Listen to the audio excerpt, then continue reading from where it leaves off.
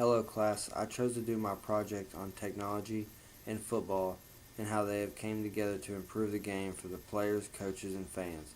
I found it quite interesting as to how close fans are able to get to the action on the field, as well as the way coaches are using technology to make their teams better, whether it be through recruiting or being able to store massive playbooks on a single slim device.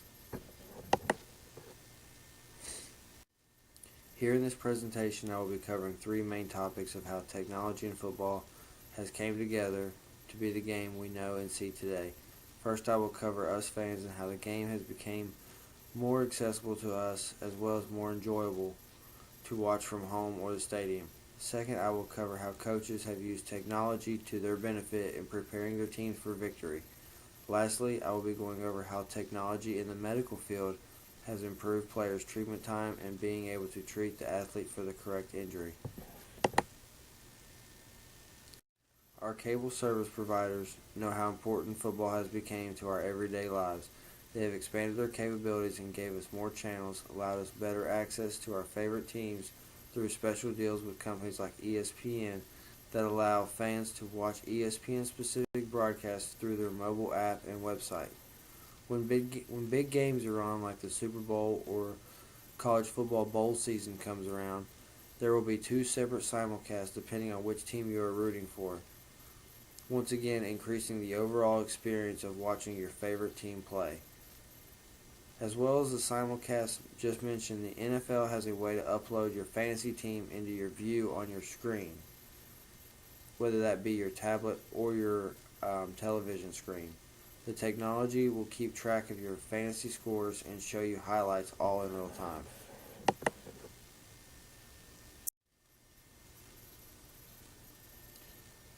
With the improvements our cable and internet service providers have made to their networks and the amount of data that can pass through their systems, along with mobile devices such as cell phones and tablets and laptops that we fans take with us everywhere, this has allowed fans to watch games nearly anywhere there is an internet signal.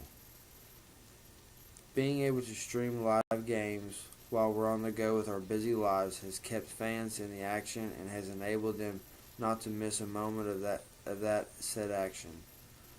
Not only can games be streamed live anywhere there is an internet signal, but say for example you wasn't able to watch the game live, you're able to watch the replay of the game along with any highlights.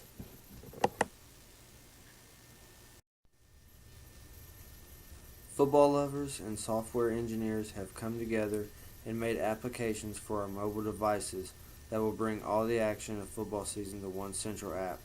For example, I'm going to use the ESPN app, which is a favorite amongst sports fans. On this app, I'm able to watch all the games going on, whether it be college football or NFL. Along with following the scores, I'm also able to follow stats of my favorite players. Applications have been tailored specifically for fantasy football as well. These apps will give fantasy tips that's been played on ESPN television or radio. Also, it allows you to adjust your roster and keep track of your team's points. Apps like these are kept in our pockets and keep us immersed.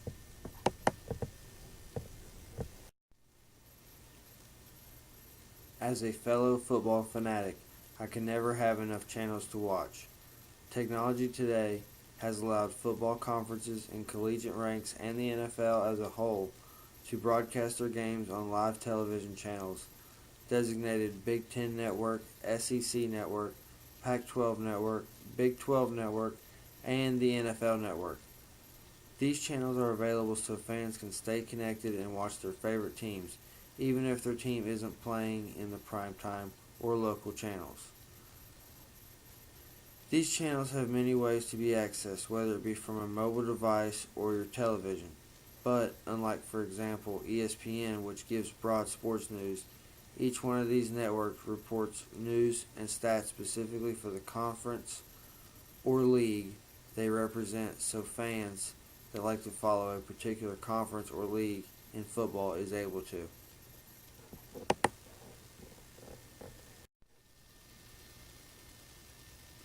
With advancements in camera technology, the fans have been given a fly-on-the-wall type of view, especially with the new pylon cameras. The fans can now see exactly when and if the ball carried across the goal line. These cameras are also used to be sure a receiver was in bounds when making a sideline grab, like in the photos of Odell Beckham of the New York Giants, number 13 to your right. As with this camera angle, we were able to clearly see that Beckham was able to get both feet in as he made a touchdown catch near the sidelines. Advancements in this type of technology is what the fans really want to see, because even though there are hundreds of cameras surrounding the field, having the ability to see from the pylon's viewpoint for plays like this one shown here are crucial. Football can come down to a game of inches.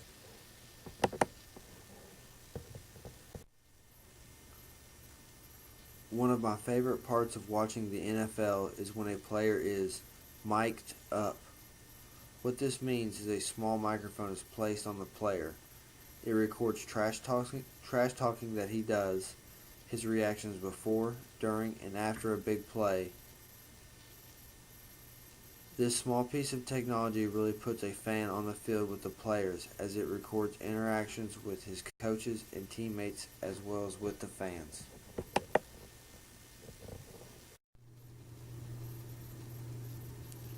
When talking about replays, there's a few different types when it comes to football.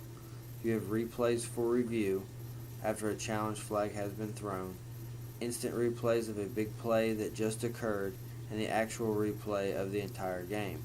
Technology has allowed us to view replays of every single play from nearly every angle possible.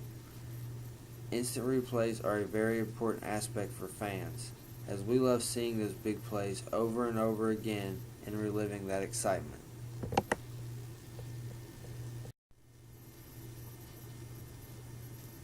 Even while at the game, the NFL and the majority of collegiate teams have installed huge television screens like the ones posted here in the Dallas Cowboys Stadium. With these screens, not only are those who are attending a game and getting the total stadium experience, but they are still able to see the same camera angles and views that one would see sitting at home.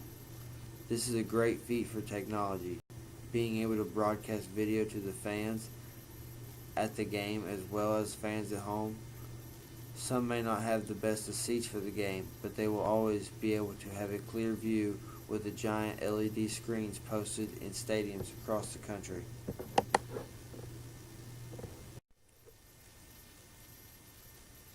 Just like when you're able to hear all the sounds of the stadium but may not have the greatest view of the field, you have the ability to look up to a giant LED screen to have a clear view of the action. While you're at home, you will have all the best views and camera angles thanks to control board switching between several cameras, but you may not be able to fully experience the roars of the crowd and the popping of the pads on a big hit if it wasn't for the various listening devices placed throughout the field. Most commonly seen are the parabolic dish microphones like the yellow ones in the slides. These Hemi-shaped microphones catch the sounds of the game.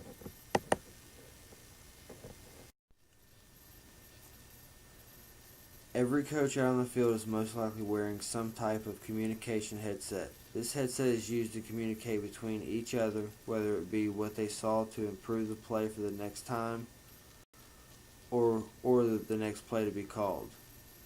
Headsets were a result of technology and competition. In 1956, the Cleveland Browns head coach Paul Brown was introduced a radio receiver that was developed by John Campbell and George Sarles.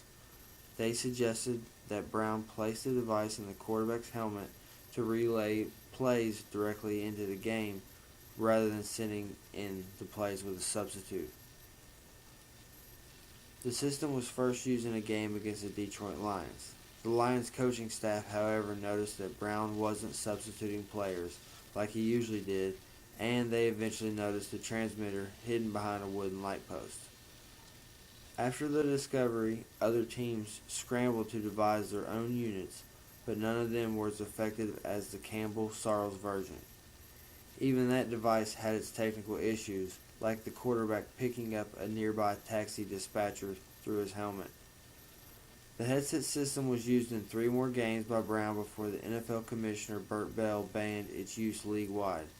But in 1994, with coaches still using hand signals and player substitution to call plays, the NFL approved a new version of the system so once again coaches could communicate directly with quarterbacks between the plays. So, what was the change that took place that made the league change their minds? The previous year, the league cut the play clock from 45 seconds to 40 seconds. But the plan to speed up the game backfired, and the game actually got slowed down due to teams calling more timeouts and delayed game penalties due to not being able to get the play in. The new headset system did speed the game up by an average of 8 to 15 seconds per play. In 2008, for fairness and defensive play call security, the league allowed the system to also be used between a coach and a defensive player. Then, in 2012, the headset signals were switched from analog to digital for much clearer sound coming from the headsets, something very comparable from talking from a walkie-talkie to a telephone.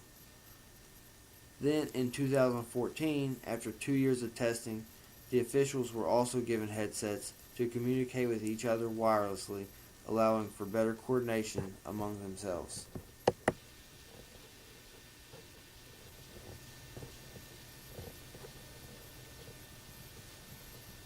The new mobile technology of tablets and smartphones are also being used on the football field if no one hasn't noticed lately.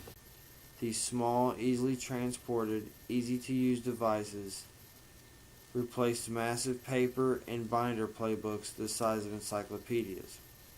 Not only are playbooks installed on these tablets, but also video clips of specific coaching points that go with certain play sets. The playbooks are able to be modified and updated at a moment's notice and are also able to share information instantly through data transfer from tablet to tablet. The coaching points made can be tailored for specific players to practice or remember certain techniques at certain moments in the game. Coaches are able to manage practices and personnel seamlessly through these tablets. These tablets also have applications on them to manage games and play calling, as well as recording and playback of videos for coaching points.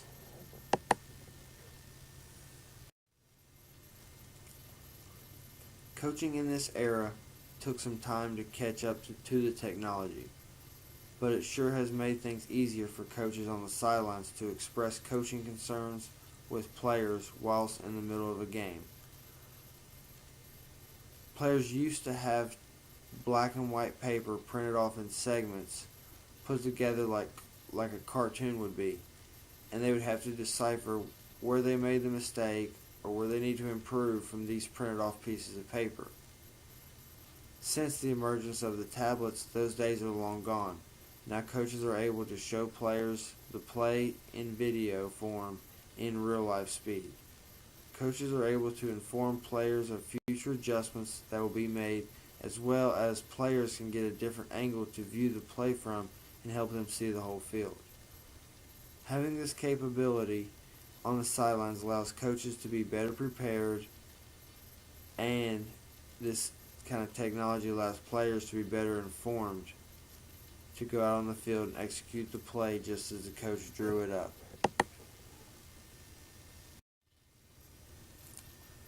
The cell phone and social media has forever changed football and recruiting. It has enabled coaches to find out what prospects like and don't like, who their friends are, and where their favorite places to hang out are. But also on the flip side, it's allowed the coaches easier access to these recruits as well as a fast track into their lives.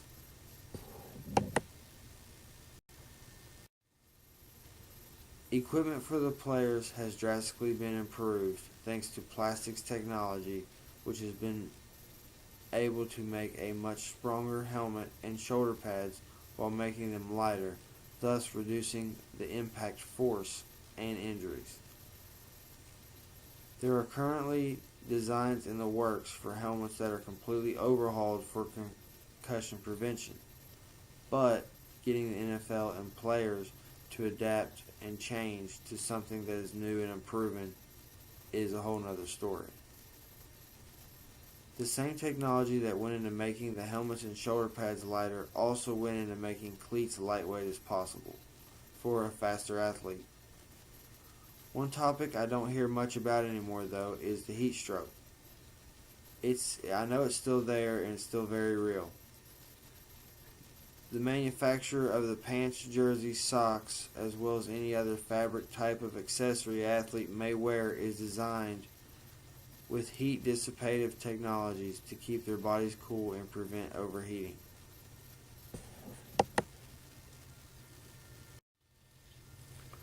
Preventing concussions has become a huge topic in the sport of football. Doctors, researchers, and many other professionals are constantly looking for ways to stop the high number of head injuries. In Pittsburgh, a new piece of technology is being used on everyone from youth league athletes to the pros. It's called unequal CRT, or concussion reduction technology.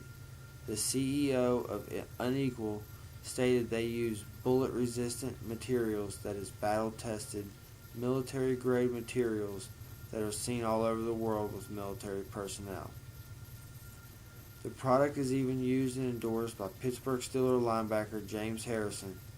Harrison even states that he will not play without the unequal CRT technology in his helmet.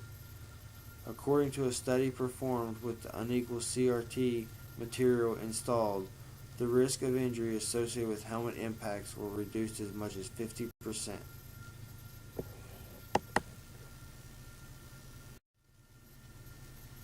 ACL injuries are just one of the many injuries athletes risk on the field. New developments in the past 2 decades have increased the ability to make accurate diagnosis and improve the recovery process, helping athletes get better and stronger faster. Treatment for serious sports injuries that require surgery, like many ACL injuries do, has been revolutionized by technology.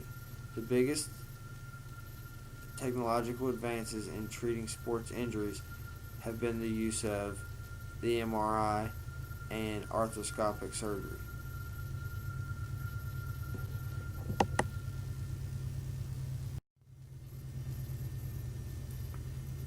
Even though I covered quite a few ways technology and the NFL have come together in harmony, there are other and newer pieces of technology developed every day to improve on what is already out there and being used by teams across the country. Even with my little league team I coach, I have a tablet with various plays on it that I carry with me and find a player and show someone their assignment, or so I can draw up a last play of the game touchdown.